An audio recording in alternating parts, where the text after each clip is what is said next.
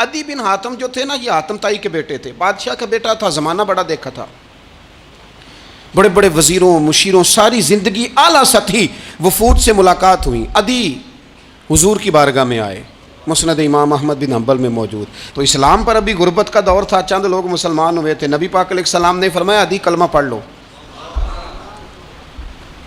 تو عدی کہنے لگے میں تو پہلے ہی ایک دین کا ماننے والا ہوں۔ حضور فرمانے لگے جس دین کے تم ماننے والے ہو اس دین کو میں تم سے زیادہ جانتا ہوں۔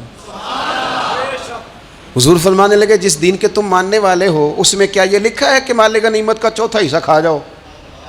کہنے لگے نہیں۔ تو فرمایا کھا کیوں جاتے ہو؟ عدی کہتے ہیں چونکہ یہ ہمارے اندر کی بات تھی بادشاہوں کی، تو میں نے فوراً سر تسلیم خم کر دیا، میں نے فوراً سر جھکا دیا، میں نے کہا آپ بات ٹھیک کر رہے ہیں۔ حضور فرمانے لگے اب اگلی بات بھی کروں یا رسول اللہ فرمائیے۔ فرمایا پتہ ہے تم دین کیوں نہیں قبول کر رہے؟ یہ بھی مجھے پتہ ہے۔ یا رسول اللہ کیوں؟ فرمایا تم دیکھتے ہو کہ دین کے ماننے والے غریب غریب لوگ ہیں، تم دیکھتے ہو کہ ابھی یہ کمزور ہیں، تم دیکھتے ہو کہ مکے والوں نے مدینہ طیبہ سے پریشان کر کے مسلمانوں کو نکال دیا ہے، یہ غریبی دیکھ کر بظاہر اسلام کی کمزوری دیکھ کر تم کلمہ نہیں پڑھ رہے؟ حضور فرمانے لگے عدی مقام ہرا کا نام سنا ہے؟ بڑی دور تھا علاقہ، وہ مقام ہرا کا نام سنا ہے؟ عدی کہنے لگے حضور سنا ہے پر وہ جگہ دیکھی نہیں۔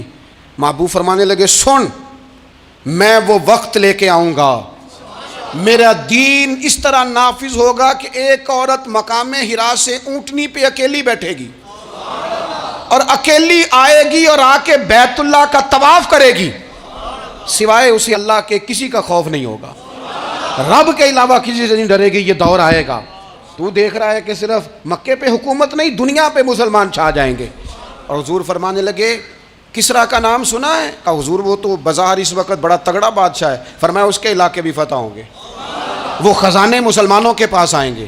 اور فرمایا تو تیسری بات نبی پاک نے بیان کی، فرمایا تو یہ دیکھ رہا ہے کہ مسلمانوں میں غربت ہے؟ فرمایا عدی ایک وقت آئے گا لوگ دینے کے لیے نکلیں گے پر انہیں لینے والا کوئی نہیں ملے گا۔ ایک وقت آئے گا لوگ دینے نکلیں گے لینے کوئی نہیں آئے گا۔ عدی کہتے ہیں کہ میں رسول کریم کا کلمہ پڑھ کے مسلمان ہو گیا، اب پھر زیادہ دور نہیں گزرا، عدی رویا کرتے تھے، حاتم تائی کے بیٹے عدی رویا کرتے تھے اور رو کے بتایا کرتے تھے لوگوں وہ جو حضور نے فرمایا تھا نا بی بی ہرا سے چلے گی اور طواف کرے گی، وہ بی بی میں نے اپنی آنکھوں سے آتی دیکھی، میں نے اس تنہا عورت کو حضور سید عالم کی پیشن گوئی کے مطابق بیت اللہ کا طواف کرتے دیکھا، اسے سوائے اللہ کے کسی کا ڈر نہیں تھا۔ اور عدی کہنے لگے وہ جو حضور نے فرمایا تھا نا کہ کسرا کے خزانے فتح ہوں گے، فرمایا وہ جب فتح ہو رہی تھی تو میں خود اس جنگ میں شریک تھا، مجھے اللہ نے موقع دیا، میں مجاہدوں میں شامل تھا۔ اور فرمانے لگے تیسری پیشن گوئی رہ گئی ہے، مجھے امید ہے وہ بھی پوری ہوگی۔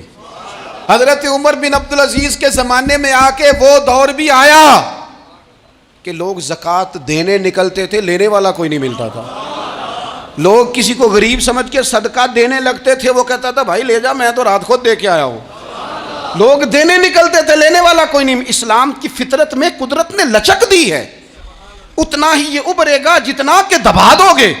یہ مولویوں کی وجہ سے، پیروں کی وجہ سے، سیاستدانوں کی وجہ سے نہیں چھائے گا۔ یہ کیوں چھائے گا کہ ارسل رسولہ بالہدی ودین الحق، یہ اس لیے چھائے گا کہ اللہ نے بھیجا ہی حق کے ساتھ ہے۔